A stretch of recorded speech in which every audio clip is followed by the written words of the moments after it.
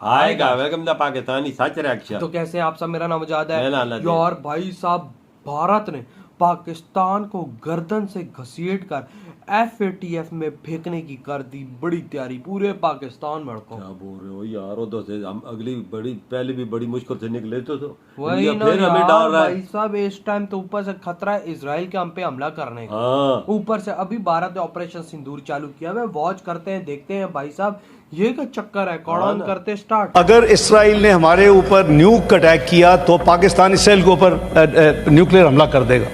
ये गैर जिम्मेदाराना और इतनी झूठी खबर है। जी हाँ साथियों, और इतना डर गया ये दो कौड़ी का भिखारी कि इसने ईरान से अपना बॉर्डर तक सील कर दिया है। तो अमेरिका ने कहा, देख भैया, डिप्लोमेटिकली मैं तुझे लोन वोन दिलवा दूंगा, तू मेरे लिए जितना भी इंपॉर्टेंट हो। ईरान के चक्कर में पड़ा तो तुझे कूट के धर देंगे, जो तुझे अफगानिस्तान के टाइम पे बताया। इजराइल की मदद अमेरिका कर रहा है। अबे कर रहा है तो कर रहा है, तुम्हारे पास भी तो 57 मुल्क है ना, उनसे मदद करवा लो ना ईरान की। TF और ब्रह्मोस के बीच में फंस गया है ये भिखारी। बॉर्डर ईरान से सील कर दिया।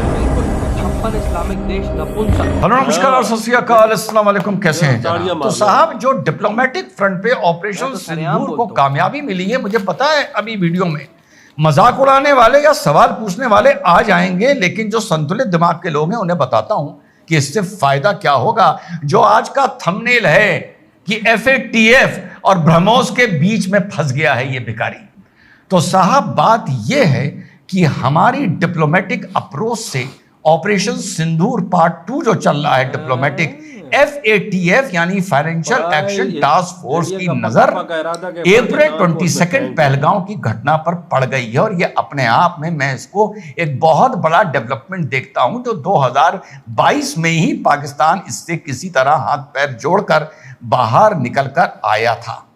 इससे पहले आगे बढ़े, बिल्कुल 2-2.5 मिनट में FATF पे बात कर लेते हैं। 1989 में यही G7 नेशंस ने मिलके ये टास्क फोर्स बनाई थी, फाइनेंशियल एक्शन टास्क फोर्स। इसका जो पहला काम था वो ग्लोबल करप्शन को रोकने का था, मनी लॉन्ड्रिंग को रोकने का था। मनी लॉन्ड्रिंग क्या है? अनलॉफुल तरीके से आप अगर वेल्थ जनरेट करते हैं और अनलॉफुल तरीके से उसको लॉफुल करना चाहते हैं और इकोनॉमी में वापस डालना चाहते हैं, जिससे उसका सोर्स, अनलॉफुल सोर्स ना पता चले, इसको कहा जाता है मनी लॉन्ड्रिंग। बड़ी आसान भाषा में आप लोगों को बताया है। तो 1989 में इसका हेडक्वार्टर पेरिस में है। ये इंटर गवर्नमेंट ऑर्गेनाइजेशन है। जब ये मनी, इसका सिर्फ ये काम था। उसके बाद जब 9/11 न्यूयॉर्क की घटना होती है, उसके बाद FATF ने अपना दायरा बढ़ाया और दायरा बढ़ाकर ये टेरर फंडिंग को भी उसमें ले आए। और इनकी 2 लिस्ट होती हैं, एक ग्रे लिस्ट, एक ब्लैक लिस्ट। ब्लैक लिस्ट में 3 मुल्क हैं, यानी एक है इसमें म्यांमार, एक है ईरान और एक है आपका नॉर्थ कोरिया। और ग्रे लिस्ट इनकी चेंज होती रहती है एज पर जिस तरीके से वो देश टेरर फंडिंग को लेके या मनी लॉन्ड्रिंग को लेके कदम उठाता है। एक तरह से ग्रे लिस्ट, ब्लैक लिस्ट और नॉर्मल लिस्ट, कोई इनकी और किसी कलर की लिस्ट नहीं मानी जाती। There is nothing like white list और समथिंग। तो एक तरह से उसका रिपोर्ट कार्ड है और इसकी बड़ी अहमियत है। ये एमनेस्टी की तरह कोई ऑर्गेनाइजेशन नहीं। बहुत सी चीजें, international funding, international loans, even trade and tourism तक इस रिपोर्ट के आधार पर अफेक्ट किया होता है और ये चीज, इसके पूरे आंकड़े मौजूद हैं। तो अप्रैल 22 को जो इनकी नजर पड़ी है, 2022 में पाकिस्तान इससे बाहर निकल के आया था किसी तरह।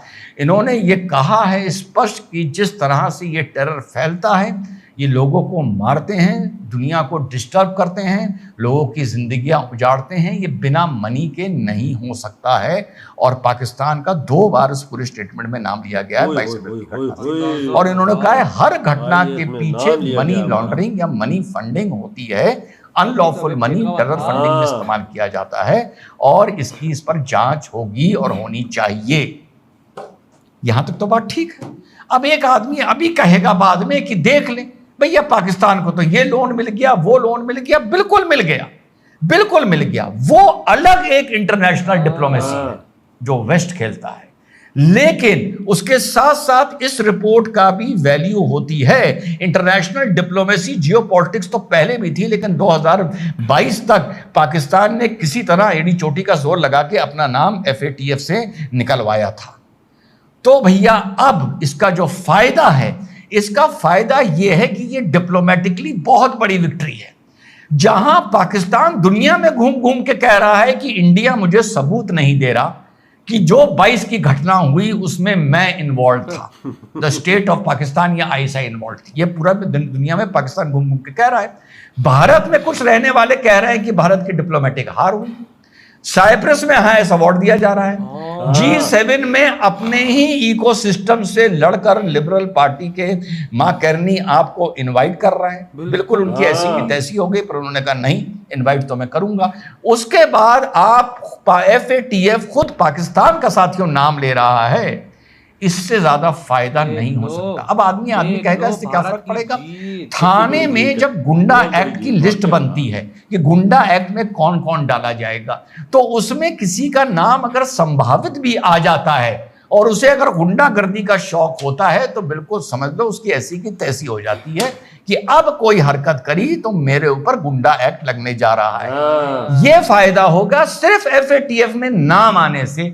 ये जो स्टेटमेंट FATF का आया है अप्रैल को लेकर, 22 अप्रैल को लेकर, और पाकिस्तान का उसमें जो कनेक्शन बताया गया है कि एक बार नाम आ गया और जो इस भिखारी की इस टाइम हालत है, आदमी एक सिस्टम के गवर्नमेंट के जहन में आ जाता है कि अब अगर कोई घटना होती है, क्योंकि एक टेंटेटिव लिस्ट में नाम आ गया है, जैसा मैंने गुंडा एक्ट में बताया, भाई पिछली बार तो बच गए थे, हाथ पैर जोड़ के बच गए थे, किसी चक्कर में बच गए थे, SO साहब से जान पहचान थी, बच गए थे। लेकिन आइंदा अगर कोई गड़बड़ करी और गुंडा एक्ट में नाम आ गया तो जिंदगी हराम हो जाएगी, जिंदगी मुश्किल हो जाएगी।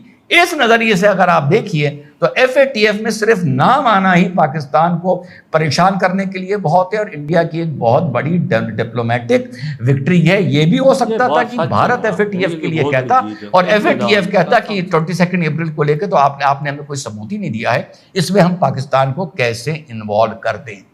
इस नजरिए से एक तरफ अब FATF की तलवार है, फिलहाल भले वो गर्दन पर गिरे ना गिरे ये अलग बात है, और दूसरी तरफ ब्रह्मोस है। तो एक तरफ डिप्लोमेसी है, एक तरफ ब्रह्मोस है कि भैया ऐसा है, इधर से निकलेंगे तो फिर ये ठोक देगा।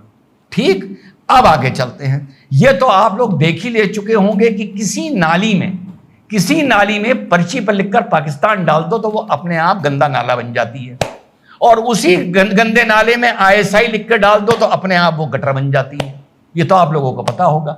अब युद्ध चल रहा है ईरान का और इजराइल का, और साहब इनके मोहसिन जो जनरल साहब हैं ईरान के, ये पता नहीं जिंदा कैसे है, मुझे समझ में नहीं आ रहा। इन्होंने जो बयान दिया, Pakistan will drop a nuclear bomb on Israel if Israel drops a nuclear bomb on Iran. जी हाँ, इन्होंने जो बयान दिया कि साहब पाकिस्तान तो हमको गारंटी देके गया था।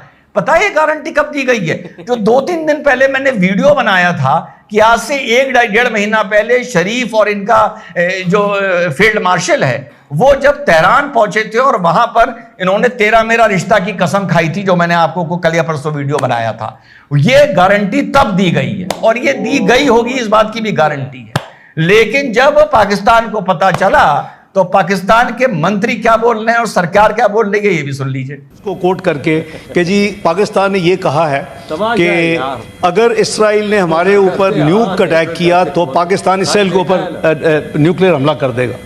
ये गैर जिम्मेदाराना और इतनी झूठी खबर है। जी हाँ साथियों, और इतना डर गया ये 2 कौड़ी का भिखारी कि इसने ईरान से अपना बॉर्डर तक सील कर दिया है।